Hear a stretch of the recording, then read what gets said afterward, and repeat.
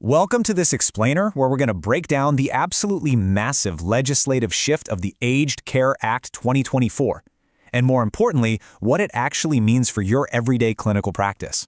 If you work in healthcare, or really have any connection to the aged care sector at all, you already know sweeping changes have been dominating the conversation lately. We are literally moving from an era of compliance straight into an era of rights. I'm super excited to guide you through this material, because we're going to take these huge, complex parliamentary decisions and map them directly to what you're doing right at the patient's bedside. Okay, so here is our quick roadmap for today. We're going to cover the Aged Care Act 2024, dive into the rights-based model, check out the new provider rules, go over duties and penalties, talk about safety and restraints, and wrap it all up with the impact on everyday nursing. Section 1. The Aged Care Act 2024. To really understand where we're headed, we first need to quickly map out exactly how we got here. For decades, the sector was running on the legacy Aged Care Acts of 1997. But as you probably know, the Royal Commission into Aged Care Quality and Safety came in and basically said the old system was fundamentally unfit for purpose. It was way too focused on providers and funding and just not focused enough on the actual people receiving the care. Well, that urgent realization sparked a massive legislative overhaul, which led Parliament to officially pass the new Aged Care Bill in November 2024. And it all culminates in a critical date known as Transition Day on November 1, 2025. That's the exact day the outdated legacy framework is completely replaced, ushering in a totally new era. Section 2, a rights-based care model. Now let's move into the philosophical heart of this legislation, the real structural and ethical transformation of care. The contrast between the old and new systems here is just stark. We are shifting completely away from a compliance-driven, funding-focused setup and moving straight into an outcome-focused, rights-based paradigm. In the old days, agreements between providers and residents were mostly non-enforceable, but today, older people are legally placed right at the center of the care experience. These aren't just nice-to-have guidelines anymore. We're talking about legally enforceable duties that are reshaping the entire foundation of how care is delivered. And the absolute cornerstone of this new paradigm is the Statement of Rights. Providers are now legally obligated to deliver services that are fully compatible with this enforceable statement. So we're talking guaranteed independence, choice, and control. It mandates equitable access, safe care, privacy, and person-centered communication. But crucially, it gives older people the right to raise concerns without any fear of reprisal, and it guarantees them access to advocates. This is not just paperwork. If a resident wants a different daily routine, it is their legally protected right to have it accommodated safely. It actually gives consumers a direct statutory pathway to escalate complaints to the Aged Care Quality and Safety Commission if they feel like their fundamental rights are being compromised. Now, here's where it gets really interesting. The law explicitly defines what high-quality care actually means under Section 20 of the Act. It goes way beyond just clinical safety to mandate care delivered with kindness, compassion, and respect. Just let that sink in for a second. Kindness is now a legislative requirement. High-quality care means services have to be timely, responsive, and actively prioritize a person's self-determination, their physical mobility, and their cultural background. It's all about viewing the older person holistically, not just as a walking set of clinical diagnoses. But this introduces a pretty fascinating operational challenge: the dignity of risk. The law sets up a legal presumption that older people actually have the capacity to make decisions about their own lives, and that includes taking reasonable risks, even if those choices go totally against clinical recommendations. So picture a resident with mobility issues who insists on walking to the garden alone. You can't just say no anymore just to minimize facility liability. You've got to balance this fundamental right to autonomy against your professional duty of care. And how do you do that? Through really meticulous, multidisciplinary risk assessments, comprehensive education with the resident, and absolutely flawless documentation that proves you supported their choice while still mitigating harm. Section 3. New rules for providers. With those fundamental rights locked in, let's look at how the government is restructuring the organizations that are actually delivering these services. Under the new universal registration model, which is entirely based on risk, the Act sorts providers into 6 distinct categories based on complexity. Categories 1 through 3 handle the lower complexity stuff, things like basic home maintenance or transport, and they're actually exempt from the really rigorous quality standards 1 through 7, though they do still have to follow the core code of conduct. But categories 4 through 6, those cover personal care, transition nursing, and residential care, which obviously involve way higher clinical complexity. So providers in Category 6, residential care, have to strictly comply with all 7 strengthened quality standards.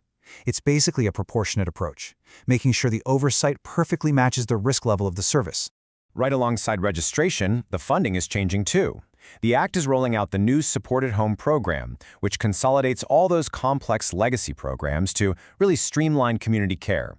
But to protect consumers while these funding models shift, the Act enforces a strict no-worse-off principle. This just ensures that individuals who were previously approved for care will not pay a single cent more under the new system. It's a really vital financial safety net so residents and their families don't just face a sudden financial shock overnight during this massive realignment. Section 4. Statutory duties and penalties. All right, let's step up the stakes and look at the severe legal accountability that's being introduced here. There's this new dual-layer framework that seriously cranks up legal accountability. First up is the registered provider duty, which says organizations have to ensure their conduct doesn't cause any adverse effects on health or safety. Then you've got the responsible person duty, which requires executives to exercise serious due diligence to ensure provider compliance. But what's really vital to note here is the scope.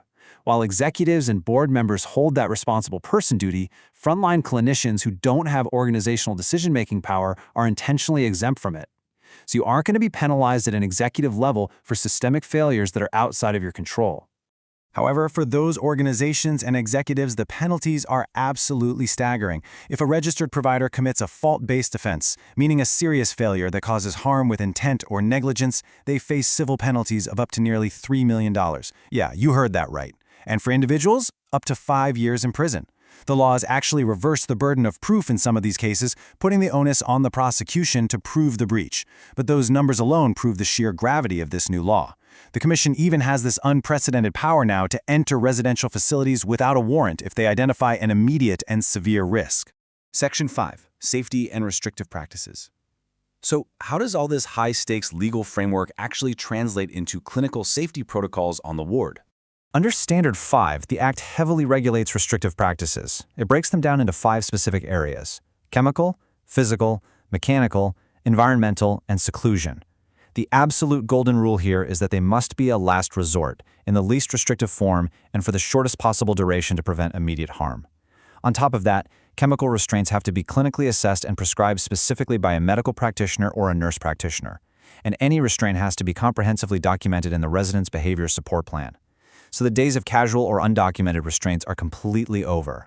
And that brings us to the really critical issue of consent.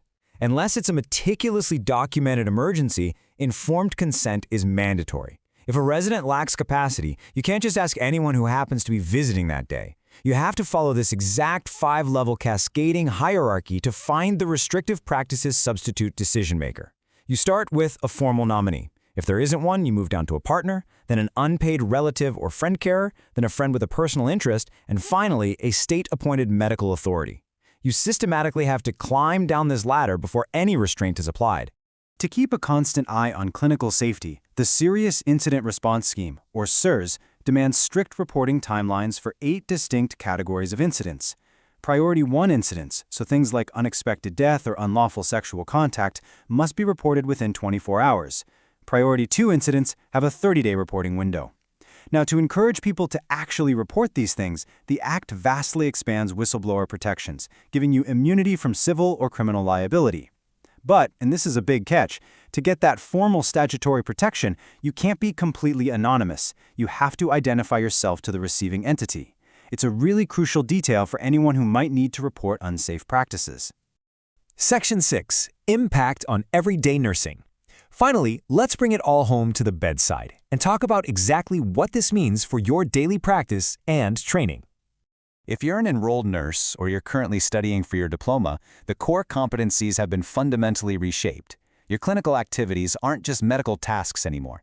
They're legally mandated extensions of the older person's statutory rights.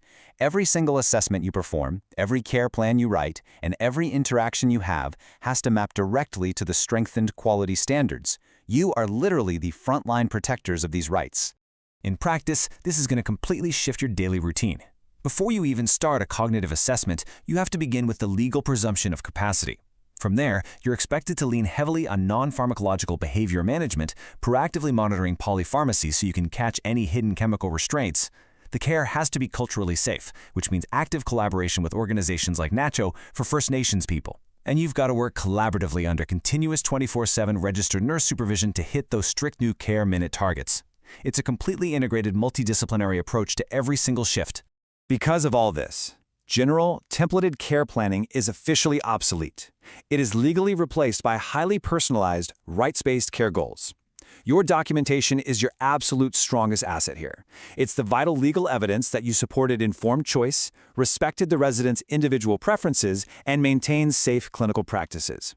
If it isn't documented to actively reflect the statement of rights under the new law, it simply isn't high-quality care. So I'm going to leave you with this thought to reflect on.